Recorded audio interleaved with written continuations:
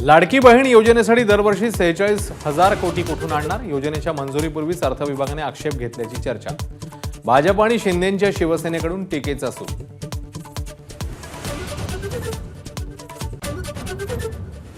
सतरा वर्षांपासून रखडलेल्या गोवा हायवेसाठी पुन्हा नवीन डेडलाईन.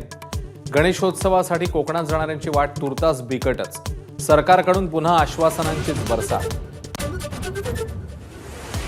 लोकसभेतल्या सलग 2 पराभवानंतर चंद्रकांत खैरे आता विधानसभेसाठी इच्छुक. तर विजनवासात गेलेले भाजपचे प्रकाश मेहता देखील विधानसभेसाठी तयारी करत असल्याची चर्चा.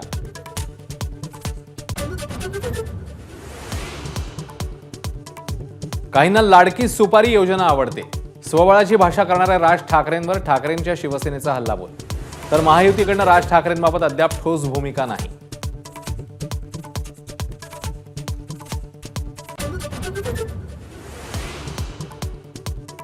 मुंबईचे माजी पोलीस आयुक्त संजय पांडे विधानसभेच्या मैदानात उतरणार. वर्सोवा विधानसभा मतदारसंघात निवडणूक लढवण्यासाठी इच्छुक. ओबीसी कोट्यातून मराठ्यांना आरक्षण देण्याबाबत विरोधकांनी भूमिका जाहीर करावी. जरांगेंचं वक्तव्य. तर सरकारवर हल्लाबोल सुरूच.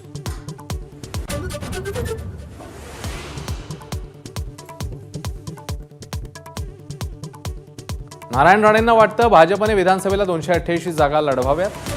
मात्र वरिष्ठ काय तो निर्णय घेतील. राणेंची माहिती. पुण्यामध्ये पूर ओसरल्यावर नुकसानाचं धक्कादायक वास्तव उघड. सुप्रिया सुळेंकडून नुकसानाची पाहणी. प्रशासनाच्या निष्काळजीपणामुळे पूरस्थिती. सुळेंची टीका. सांगलीच्या वाळवा तालुक्यातील कणेगाव भरतवाडी गावाला वारणा नदीच्या पाण्याचा विळखा. गावकऱ्यांचं सुरक्षित स्थळी स्थलांतर.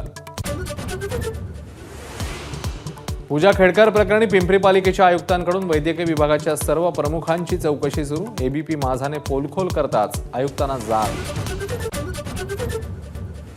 रील्ससाठी बिबट्याच्या पिंजऱ्यामध्ये हात तर कोल्ह्याचे मोजले दात. आगाऊपणा करणाऱ्या तरुणावर कारवाईची टांगती तलवार.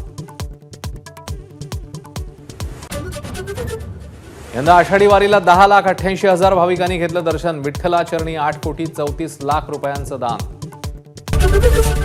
एबीपी माझा, उघडा डोळे बघा नीट.